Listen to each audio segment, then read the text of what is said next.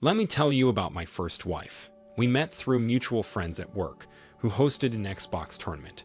She just happened to be there, wearing overalls, sitting on a big comfy couch, ready to win. I sat beside her and started learning as much as I could about her without distracting from the game. She was 28 and I was 30. We both worked the same full-time hours in the city, 4 blocks apart. She was extremely good at video games and charming anyone she spoke to. She was a journalist without any plans to settle down. Even though she told me this, I still asked her out after the party, and she accepted.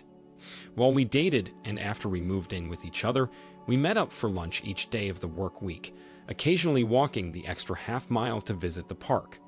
We started calling each other husband and wife, and told our friends and family we were married now. They all freaked out and held a party for us, which used to be one of my favorite memories. Over 8 years, we had a great relationship. I felt like we were meant to be together, and she told me she felt the same. Our life was average and full of work, but she made it bright. We played games, went on trips, ate weird foods, went on city treasure hunts, hosted parties, went to parties, helped out friends, and cooked together. Through all the years, we each got promoted twice, but continued working in the same buildings. Besides a handful of times when one of us was too busy, we continued meeting for lunch every workday. One particular day she canceled, claiming to be swarmed at work. I still went to the cafe and park to eat lunch. While I was there, eating my tuna sub, I saw my wife. She was walking hand in hand with another man. I nearly choked. I started following them at a distance and watched them take a picture together on his camera. This was before smartphones. He kind of looked like a tourist, which made me ask myself where this guy was from and why he was spending time with my wife on her lunch break. Just before my wife went back inside her work building, they kissed passionately, so I walked up to them and asked what the heck was going on. My loud voice made my wife jump out of her skin and push AP backwards. He stumbled and fell, hurting his left wrist. He cried out, furious and confused. He asked me who I was and why she pushed him. I told him this was my wife, and he looked at her, stunned and heartbroken. She was just covering her mouth with both hands, probably to stop herself from getting sick. She couldn't believe I found them. I told her I followed her through the park, and I wanted to know why they were kissing or together at all. The only one that knew what was going on was her. She admitted she was chatting with this man on AIM for a long time, after they met in a game chat room while I was sleeping. I was devastated and heartbroken. It felt like I couldn't breathe as all the memories I had with her flashed through my mind. I gave her my heart, and she clearly didn't care. Not enough to keep herself from starting a secret relationship with this man. I knew I had to let her go. I cried and told her I was done. She knew what it meant because of how serious my face and mannerisms were. She started bawling and sat on the sidewalk, begging me to forgive her. Security guards and passers-by stared at the 3 of us. AP was upset too, complaining that he just drove hours to meet her for the first time, only to find she was lying to him. He held up his wrist, which was swollen, and said he was leaving. He hailed a taxi, and I never saw him again. The hardest thing I ever had to do for myself was leave my wife sitting on the sidewalk, knowing I'd never get to hold her again. 4 months later, I was fully moved out of the apartment we shared together. I had to have friends of mine help me pack the stuff and get it out of the apartment. Otherwise, I feared I'd have a mental breakdown and want to stay with her, even though I had no faith or trust in her at all. I just avoided seeing her or forgiving her because things would never go back to the way they were. We were never lawfully married, so we didn't have to go through a divorce. I got a new apartment pretty easily and went a long time without hearing anything from my ex. It surprised me how suddenly we stopped talking, but it surprised me even more when she finally called me 4 years later. She was devastated because AP just up and left her. Apparently, he moved into the apartment with her almost immediately after I moved out. Then she caught him cheating on her, and instead of begging for forgiveness, he hightailed it out of there. She wanted me back. We had been together for 8 years before she cheated on me, but 4 years of separation after her infidelity helped me to accept the reality of things. Maybe a small part of me still cared about her, but I didn't want her to be my wife again. Besides all that, I was lawfully married by this time, to a woman who has undoubtedly earned my trust and unconditional love, so it felt good to deny her, but wish her well before hanging up. OP, I am so sorry your wife did this to you. It sounded like the two of you had a fine relationship and routine, meeting up for lunch several times a week in the city where you worked and lived. If only your wife understood the dangers of starting a relationship online, especially when it's without the knowledge of your spouse. Things are bound to come to light, even if it takes months or years. Whenever a relationship is started, both spouses should be made aware of it. This is how trust is built. Then, whenever possible, include your spouse in the new relationship by sharing what you talk about or do together, always with honesty. Anything you feel you should hide from your spouse is probably something you should at least talk to your spouse about. I'm glad to hear that you've since remarried and truly trust your new spouse. Continue to keep being the best man you can possibly be so that when you look in the mirror, you can be absolutely proud of the man you see and what you have accomplished in your life. That starts with bettering yourself in all aspects of your life, which includes taking care of your skin, and is why I am excited to have Tiege Hanley as the sponsor for today's video. They help men start and maintain a skincare routine by simplifying the entire process. Honestly, it's the best skincare system for guys like you and me.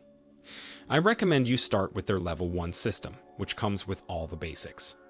These include a daily face wash to get rid of the dirt and grime on your skin, and a 2 times per week exfoliating scrub to get rid of dead skin cells. It also comes with an AM moisturizer with SPF 20 to protect your skin from the sun, and a PM moisturizer to help your skin stay hydrated and healthy throughout the night. My favorite part about Tiege Hanley is that every box comes with an instruction card that tells you when to use each product, how much to use, and in what order. They really make the process of achieving and maintaining amazing skin easy. Their products have made my skin look and feel better than ever, but you don't have to just take my word for it. They have over 7,000 5-star reviews on their website from satisfied customers from around the world. In addition to amazing skin, members of Tiege Hanley get tons of benefits, including at least 20% off the retail price, the ability to customize your box, exclusive monthly deals, and free US shipping. You can also pause or cancel your membership at any time. And because Tiege Hanley is sponsoring today's video, they're offering my viewers a great deal. Just click the first link in the description and you'll get 30% off your first box, plus a free gift. Don't miss out on this amazing deal. Click that link and get started today. Now let's jump into our second story for today. My girlfriend, 23 female, and I, 23 male, met at a giant cookout in our neighborhood when we were 17. We started hanging out by walking around the neighborhood or playing basketball. Friendship turned to dating pretty quick, and I fell in love. She was my first girlfriend, so I couldn't help but fall head over heels. I didn't ever see us splitting up or hurting each other. We became part of a group of young adults that played full games of basketball together. It was actually my girlfriend that did a lot of the arrangements and recruitment. When it all came together, we became really great friends with these people, and we thrived on the competitiveness. We each worked part-time, but they were jobs that made us feel like we were nothing. To avoid working more hours, we rented a 4-bedroom house with 2 members of our basketball crew. My girlfriend was very charismatic. Sometimes I saw her fist bumps to other guys or hip sways on the court as low-key flirting right in front of my face. Other times I just chalked it up to her character and accepted that she was friends with the entire crew, which included 9 men. One day, the universe blatantly showed me what kind of character my girlfriend really was. I was enduring my part-time torment when I got a text from her. She told me when I got off to meet them at the basketball court. I went straight there after work and waited for a few minutes before our 2 housemates, J and C, showed up. I asked them where my girlfriend was, and they said they didn't know. She just texted them to meet her here for a game. The 3 of us waited for several minutes, but then I got a feeling that she wanted the 3 of us out of the house for a reason. I rushed back with J and C, then found the front door barricaded when I unlocked it and tried to push it open. J and C went to the back door and found that it was locked. All the windows were locked as well, when they were usually open on a breezy day, like it was. I pushed with all my might through the barricade and leaped up the stairs as fast I could to our bedroom. It was locked, so I had to pop the lock as I listened to movements inside. When the door opened, my girlfriend was sitting breathlessly on the bed. She was reading a book, trying to look calm and natural. I immediately noticed her shorts were on backwards, and she wasn't wearing a bra. I casually looked and walked around and sat on the bed. I didn't notice anything out of place besides how disheveled my girlfriend was. She couldn't stop breathing heavily. When I asked her why it was taking her so long to get to the basketball court, she said she got carried away with cleaning and then distracted by reading a book, but she insisted we could leave now. She jumped out of bed and waited by the door like she wanted me to walk out first. I just calmly asked her why she barricaded the front door, and then we both heard a muffled sneeze come from the closet. Her worried face locked eyes with me. I jumped up and opened the closet, reaching in and pulling out AP. It was one of the guys we played ball with. He immediately started apologizing to me, saying he knew he messed up. She was my girl, and he wouldn't be intruding on our life anymore. I said it didn't matter. He could have her because I only wanted a woman I could trust. He started walking out, and I followed him. My girlfriend couldn't wrap her mind around the fact that I was willing to give her up that easily. She yelled my name, asked me to stop and come back, and asked me if we could talk about this. I just said I was out, and ignored her cries while I followed JC and AP back to the basketball court. The men supported me and voted to kick AP and my ex from the crew. J and C made life miserable for my ex, so she moved out. I moved back in, and the three of us split the cost of living without her. All things considered, I think this was a great experience.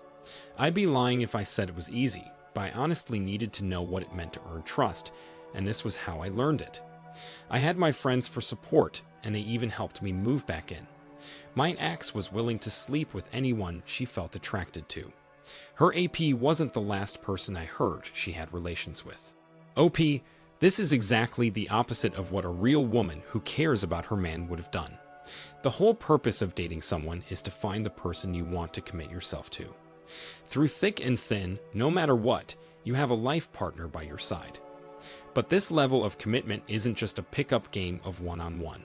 This is something you have to work towards by continually choosing to love your mate and only your mate.